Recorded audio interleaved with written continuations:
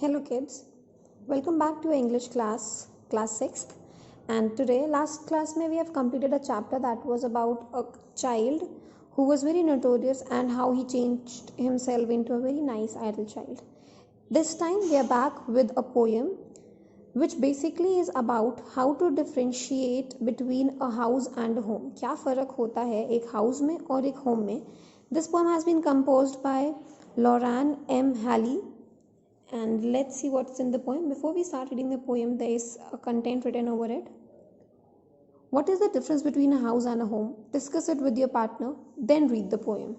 तो यही आपका टास्क है, हाउस और होम के बीच का फ़र्क. Before that, let's recite the poem once.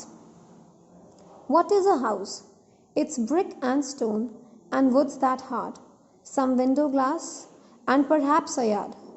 It's eaves and chimneys and tile floors and stucco and roof and lot of doors. What is a home? It's loving and family only and doing for others. It's brothers and sisters and fathers and mothers. It's selfish acts and kindly sharing and showing your loved ones you have always been caring. You are always caring. So basically अभी आपको इस poem के recitation से इतना तो समझ में आ गया होगा कि हाउस और होम का लिटरल फ़र्क क्या होता है. यानी कि हाउस क्या है? वो घर जिसको हम रेंट पे लेकर रहते हैं, जो बेसिकली हमारे लिए एक चार दीवार जैसी जगह है जहाँ पे जो हमें शेल्टर दे रहा है बेसिकली, और उससे कोई इमोशनल अटैचमेंट नहीं है. बट होम क्या है? होम वो जगह है जहाँ पे हमारी फैमिली सदियों से रहती आ रही, बहुत समय से. अभी हमारे पेरेंट्स, उनके पहले वो, and so on, previous people, and आगे के जनरेशन्स रहते आ रहे हैं, जहाँ पे सब लोग बहुत प्यार से रहते हैं बिना किसी तरीके के सेल्फिशनेस से. So this is the basic difference between a house and the home. So let's go in detail with the poem. What is a house? House वो है जो कि बेसिकली हाउस को देखा किस नज़रिए से जा रहा है. पोएट कहते हैं कि हाउस वो जगह है जहाँ पे सिर्फ ब्रिक्स, स्टोन्स और वुड्स हैं जो कि हार्ड होते हैं, जो कि बिल्कुल भी सॉफ्टनेस नहीं कैरी करते हैं. They do not have any feelings. It is all about some materialistic things जिनसे ये चीज़ें बनती हैं. फिर आगे वो बोलते हैं, some window glass and perhaps a yard. It's eaves and chimneys and tile floors and stucco and roof and lot of doors. So what does the poet say ahead? The poet says कि this is not just about some window glasses.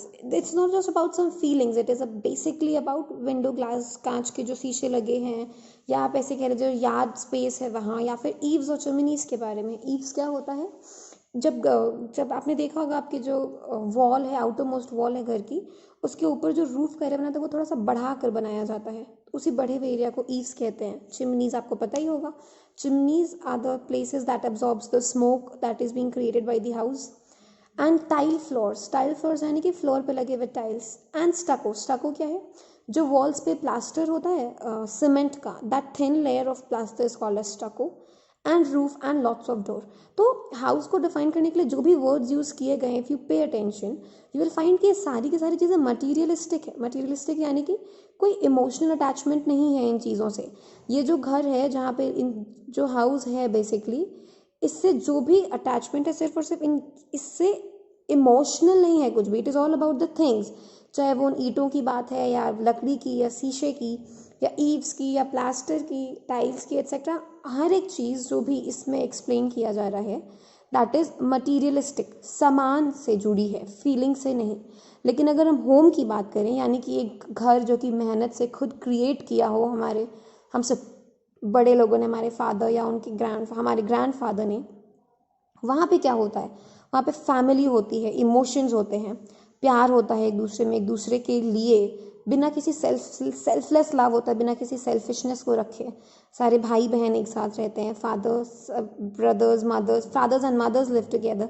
So this home is basically all about love and the members who live there. और ऐसा selfish या unconditional love जिसमें बहुत ही kind sharing होती है, एक दूसरे के लिए प्यार होता है, एक दूसरे के लिए केयर होती है. So what is the basic difference? By now we come to know कि हाउस और होम, सिर्फ एक बेसिक डिफरेंस ये है कि हाउस जो भी है मटेरियलिस्टिक चीज़ों से बना हुआ एक घर जैसा है, वेयर एज होम वो है जहाँ पे फैमिलीज़ क्रिएट होती हैं, जहाँ पे बहुत सारी यादें होती हैं। सपोज़ अभी आप बचपन में हैं तो आपका अगर अपना खुद का घर है तो आपने बचपन में भी अगर कोई ऐसी चीज़ें की होंगी, सपोज़ कोई टेबल है जिस पे आपकी कोई ड्राइंग है, कोई वॉल है जो आपने बचपन में बनाई होगी, वो चीज़ें अभी भी आपके साथ रहेंगी। इनफैक्ट तब तक रहेंगी जब तक आप उस घर में हैं। तो ये इमोशनल अटैचमेंट आपको हाउस में नहीं देखने को मिलती है। हाउस में तो आज आप रह रहे हैं, कल कोई और रह कर गया होगा, आगे कोई और रहेगा, यू नेवर नो कि यू आर परमानेंट और नॉट। तो यही फ़र्क होता है, ये इमोशनल कंटेंट नहीं जुड़ी होती हैं। जो मेमोरीज आपने इस हाउस में क्रिएट की वो टेम्पररी हो गई, वो यादें अब उतनी लंबी नहीं चलेंगी। अभी आप इस घर में हैं, यहाँ पे छूट जाएंगी वो चीज़ें। जब आप इस घर को छोड़ेंगे, कहीं और किसी घर में जाएंगे, तो फिर आधी चीज़ें वहाँ रहेंगी। तो सारी की सारी चीज़ें कहाँ तक सीमित रह जा रही हैं, इस घर के बनावट को लेकर। लेकिन जब होम की बात आती है, एक घर, एक अपना खुद का घर की बात आती है, तो यहाँ पे वो सारी यादें हमेशा रहती हैं जो भी कभी भी किसी भी एज में किसी ने भी बनाई हो। इनफैक्ट हमारे पेरेंट्स की भी, अगर कोई बहुत कुछ लोग होते हैं जिनके बहुत पुराने पुराने घर होते हैं, तो वहाँ पे तो उनके पेरेंट्स तक के टाइम की कुछ चीज़ें रहती हैं, उनके बचपन के खिलौने, उनकी चीज़ें। So basically home is all about feelings, emotions and attachment. तो ये फ़र्क बताया हमें पोएट ने हाउस और होम में। तो आई होप आपको समझ में आया हो। कोई डाउट हो तो प्लीज़ टेल मी। और आज के लिए आप इसका समरी लिखेंगे, इस पोएम का समरी क्रिएट करके आप होमवर्क में करेंगे। Let's see what's in the exercise. Do you agree with what the poet says? Talk to your parents and complete the sentence. क्या आप अग्री करते हैं उससे जो पोएट कहते हैं? इस चीज़ के बारे में अपने पेरेंट्स से बात करिए और सेंटेंस को कंप्लीट करिए। A house is made of glass, wooden doors, window panes, tiles, roof, stucco, eaves, chimney, etc. It has doors, windows, tile floors, chimneys, roofs. A home is made of people, brothers and sisters, love, unconditional love, caring and sharing. It has brother and sisters, mothers and fathers, etc. Now complete the sentence about your house and home. ये आपका personal वो lookout है। इस वाले question में आपको basically अपने house या होम के बारे में चीज़ें लिखनी है।